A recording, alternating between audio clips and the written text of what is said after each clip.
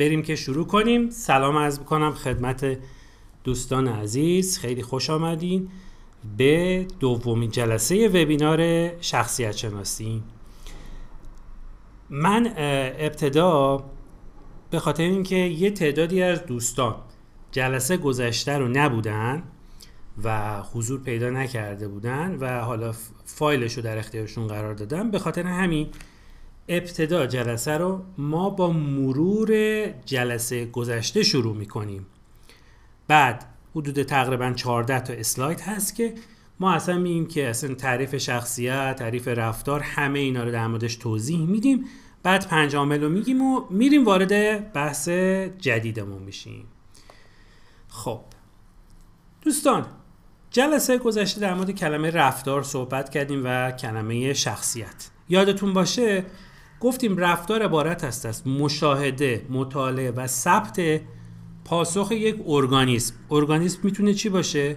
همین کلاغه که الان داره قارقار میکنه بیرون صداش میاد، یه دونه گیاه، انسان، حیوانات، حشرات، همه موجودات. درود میفرستم برای همه دوستانی که وارد میشن. همه موجودات زنده از خودشون یک رفتاری رو بروز میدن، یک در حقیقت واکنشی که ما نسبت به یک محرک میبینیم، ما به این میگیم رفتار.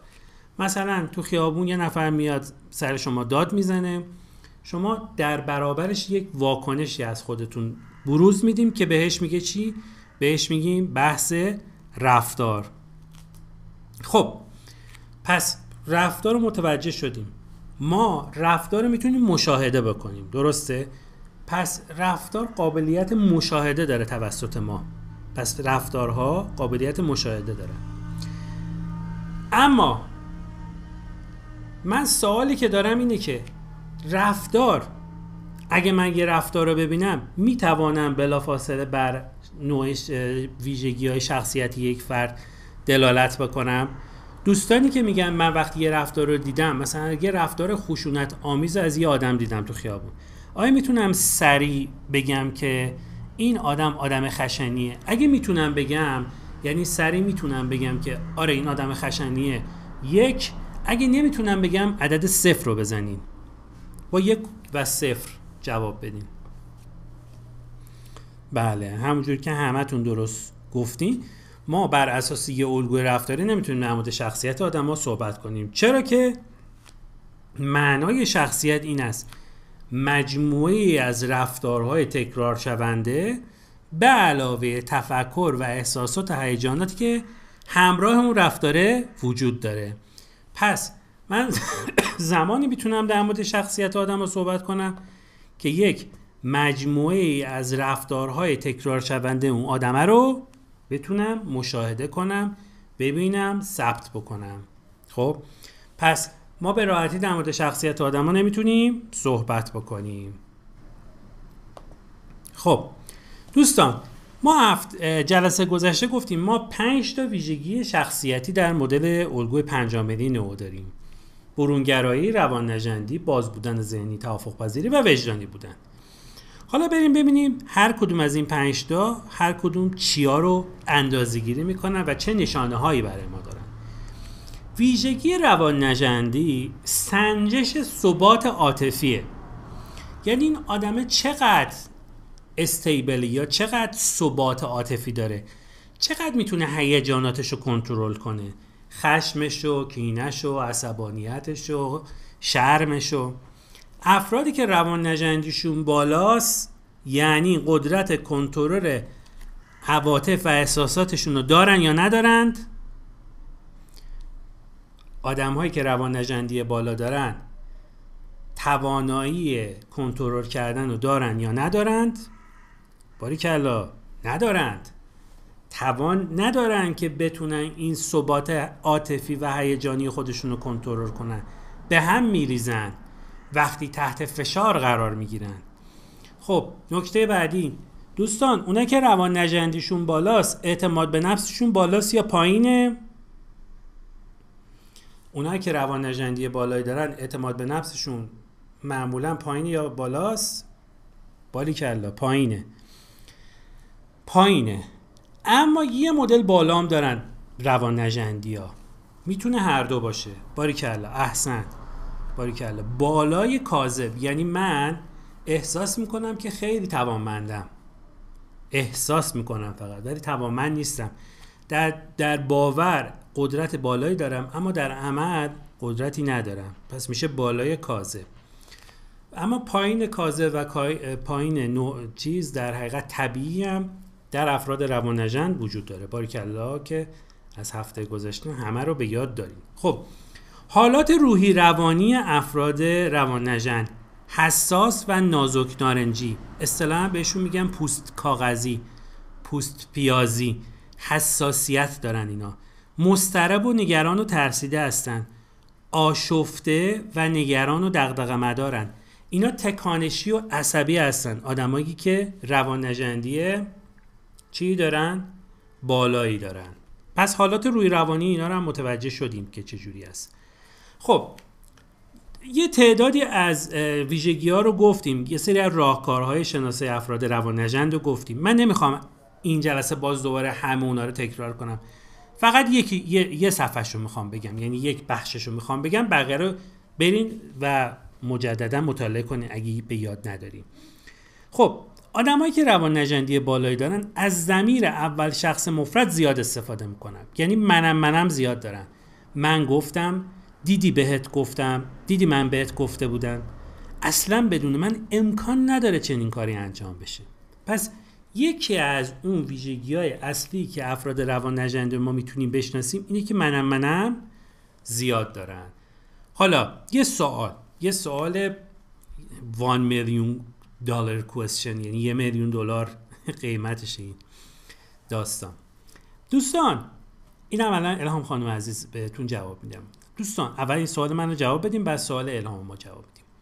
دوستان آدمایی که منم زیاد دارن، خب چون میخوام وارد ویژگی‌های شخصیتی حالا اون زیر شاخه ها بشیم، ولی همینجا میخوام ببینم که ما یه صحبت فایت و فلایت کردیم، جنگ و گریز. اونایی که میخوان برن به جنگن بیشتر منم میکنن یا اونایی که فرار میکنن در میرن؟ بگین جنگ یا گریز. باریکلا. اونایی که جنگیان نه فرار میکنن که منم کمتر استفاده میکنن، نه که نداشته باشن. پس اونایی که فایتیان یا جنگجو هستن خیلی منم میکنن. اونایی که گریزون هستن یا فرار میکنن یه خود کمتر استفاده میکنن، نه که استفاده نکنن. باریکلا. خب خانم الهام عزیز، روانژندی ژنتیکی اکتسابی بچه و ناها. یه سوالی که همیشه مطرح میشه، تمام ویژگی‌های شخصیتی ربطی نداره چه روانژندی، برونگرایی، باز بودن ذهنی، دو قسمت دارن، یه قسمت ژنتیکیه، یه قسمتش اکتسابیه. 100% نیست، نمیتونیم بگیم 100% ژنتیکی یا 100% اکتسابیه. آخرین تحقیقاتی که انجام شده نشون داده که نقش آموزش و نقش محیط از ژنتیک قوی تره، خصوصا در افراد سالم یا نرمال. در افرادی که بیماری های روانی دارن که ما در موردشون خیلی نمیخوام صحبت بکنیم، اونها نقش ژن مهمتر است. ولی در ویژگی های شخصیتی نرمال که در موردش صحبت میکنیم، نقش چی مهمتره؟ 60% تربیت و محیط اثر داره. پس نقش محیط خیلی زیادتره نسبت به چی؟ نسبت به الگوی ژنتیک برای این ویژگی‌های شخصیتی. خب پس اینم در مورد نقش محیط و نقش خدمتتون عرض شود که ژنتیک. بریم سراغ دوم ویژگی، بحث برونگرایی. برونگرایی معیار انرژی افراده. آدم‌هایی که پر انرژی برونگراتر هستن، آدم‌هایی که دوستانه‌تر و اجتماعی‌تر هم برونگراتر هستن. امروز وارد زیرشاخه‌هاش هم میشیم. دقیق حالات روحی روانی آدمای برونگرا: شاد و خوشحال، صمیمی، جمع‌گرا، فعال، پر انرژی، قاطع و جسور. خب ببینیم اینا که برونگرایی بیشتری دارن راهکار شناساییشون چیه؟ از چه کلماتی بیشتر استفاده میکنن؟ از ضمیر اول شخص جمع ما زیاد میکنن. ما رفتیم، ما معمولا این بخش کار رو میسپریم به بقیه. ما خیلی وقتا میخوایم این کار رو انجام بدیم اما پولشو نداریم. پس ضمیر اول شخص جمع و افراد برونگرا نسبت به درونگرا بیشتر، اونا من میکردن، اینا ما میکنن. سومین ویژگی شخصیتی در الگوی نئو، ویژگی گشودگی یا باز بودن ذهنی. یعنی من ذهنم چقدر بازه، چقدر قدرت تخیل دارم، چقدر خلاقم، چقدر کنجکاوم. دوستایی که MBTI بلدن، این ویژگی شخصیتی کدوم یکی از این دوتاست؟ شهودی یا حسی؟ شهودیه یا حسی؟ باریکلا احسن به شما. صفت باز بودن ذهنی ارتباط مستقیم تری نسبت به الگوی شهودی داره. یعنی آدمایی که حسی هستن ذهنشون منطقی تره، ذهنشون بسته تره. بسته بودن به معنای بد و خوب نیست. خب بریم سراغ حالات روحی روانی افرادی که ذهنشون بازه. خیال پردازن، خلاقن، اهل هنر، موسیقی، کنجکاو، جستجوگر، تنوع طلب و آزادی خواه هستن. پس خیال پردازی، خلاقیت، اهل هنر بودن، اهل موسیقی بودن، کنجکاوی، تنوع طلبی و آزادی خواهی از ویژگی‌های مربوط به افراد ذهن بازه. خب چه چیزایی رو استفاده میکنن؟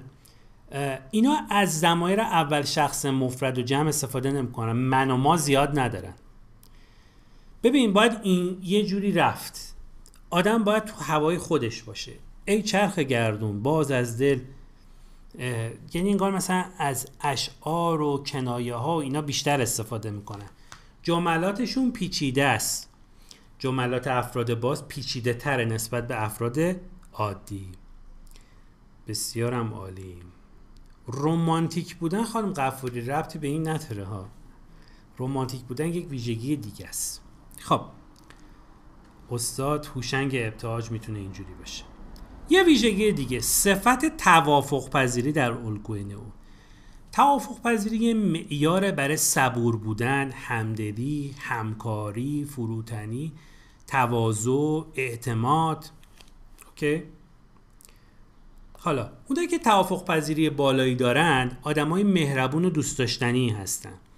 آدمایی هستن که سریعا به دیگران اعتماد میکنن. ساده و بیشیله پیله هستن. همیاری کننده دیگران و کمک کننده دیگران هستن معمولا این افراد. حالا آدمایی که توافق پذیریشون بالاست خیلی شبیه برونگراها از ضمیر اول شخص جمع استفاده میکنن. ما داریم کمک میکنیم برای ساخت یک مرکز. ما اگر اجازه بدن بهمون همیشه برنامه کمک داریم. ما هر جا بریم تمام تلاشمون رو میکنیم برای اینکه به موفقیت برسیم. خب بریم سراغ ویژگی بعدی، وجدانی بودن. وجدانی بودن با متفکر بودن، هدفگرا بودن، کنترلگری، دقیق و منظم و پیگیر بودن چیه؟ در ارتباطه. حالا افرادی که این ویژگی رو دارن معمولاً اعتماد به نفسشون بالا، خوبه، دقیق و منظمن، پیگیری میکنن هر کاری رو تا به انتهاش برسن، با اخلاق و متعهد هستن. راه شناساییشون چجوریه؟ استفاده از جملات و کلماتی که بار خوشبینی داره. این بار خوشبینی رو افراد توافق پذیر هم معمولاً دارن. اینا اینجوری صحبت میکنن: من مطمئنم که موفق میشم. بله خانم اقتراقی ببخشید، خانم سودابه عزیز، ما داریم جلسه قبل رو مرور میکنیم، هنوز وارد بحثمون نشدیم. خیلی خوش آمدیم. من مطمئنم که با تلاش میتونم موفق بشم. منو نمیتونیم متوقف کنین چون ما خوشبین هستیم. تیم ما اطمینان داره که شما به موفقیت میرسید. فرزندان بزرگوار شما لاب لاب لاب. خب دوستان ببخشید من دیگه سلام علیک با دوستان نمی‌کنم چون تعداد زیاده. همتون خوش آمدین، انشالله که بتونیم در خدمتون باشیم. خب تا اینجا بحث مرور